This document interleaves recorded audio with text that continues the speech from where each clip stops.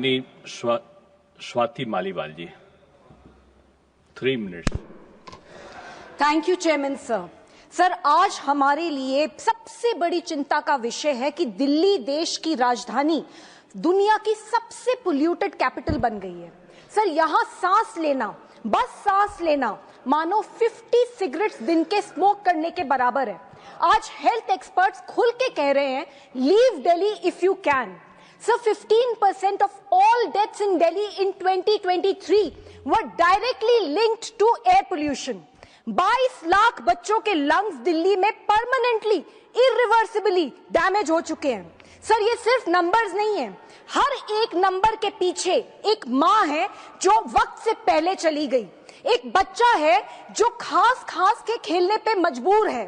Sir, एक मजदूर है जिसको सुबह से शाम तक उसी जहरीली हवा में काम करना पड़ रहा है। सर, 2025 के पूरे साल में एक भी गुड एयर क्वालिटी का दिन नहीं आया।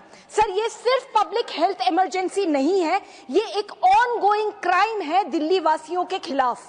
सर, दुख की बात तो ये है कि इस स्थिति को सुधारने के लिए फंड्स की कभी कमी नहीं थी, कमी थी तो सिर्फ नीयत की। सर, पिछली दिल्ली सरकार ने ग्रीन सेस के तहत 2015 से 23 के बीच में 1500 करोड़ रुपए इकट्ठा करे, पर आधे भी खर्च नहीं करे, जो करे वो भी कोर्ट की फटकार के बाद। सर, पिछली दिल्ली सरकार ने जो पैसा पोल्यूशन से लड़ने के लिए था, उससे अपनी फोटो वाले बड़े बड़े एड लगा दिए, जैसे कि उनकी शक्ल देखकर पोल्यूशन भाग जाएगा।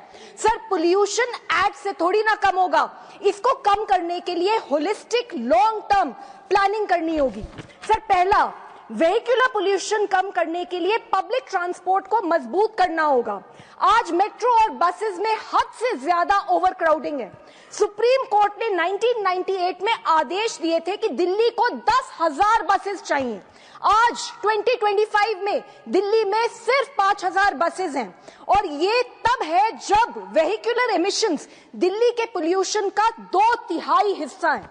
दूसरा, सर, भले ही सरकारें स्टबल बर्निंग में डेटा में गिरावट दिखाएं, लेकिन सैटेलाइट इमेजेस कुछ और ही सच बता रही हैं। इस इशू पे स्टेट गवर्नमेंट्स को किसानों के साथ मिलकर काम करना होगा। किसान दुश्मन नहीं है, किसान मजबूर है, उसके पास ऑल्टरनेटिव नहीं है। सर, स्टेट गवर्नमेंट्स को 5,000 पर एकड़ रुपए कॉम्पनसेशन देना होगा, टेक्नोलॉजी देनी होगी, तभी जो आग लगती है वो बंद होगी और ये जो ब्लेम गेम होता है वो भी बंद होगा।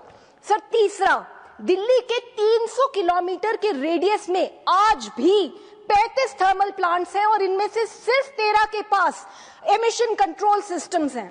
चौथा, सर, कंस्ट्रक्शन साइट पर डस्ट नॉर्म्स का खुल्ला उल्लंघन होता है। टूटी सड़कें हवा में डस्ट उड़ाती हैं। रेजिडेंशियल एरियाज में आज भी बर्निंग होती है वेस्ट की। PM 2.5 दिल्ली में एवरेज 200 तक पहुंच जाता है, जबकि WHO के अकॉर्डिंग सेफ लिमिट्स 40 गुना से भी कम है इसके। एंड हम ग्रैप 1, 2, 3, 4 इसी में उलझे रह जाते हैं। Sir, air purifiers and N95 mask can not be our new normal.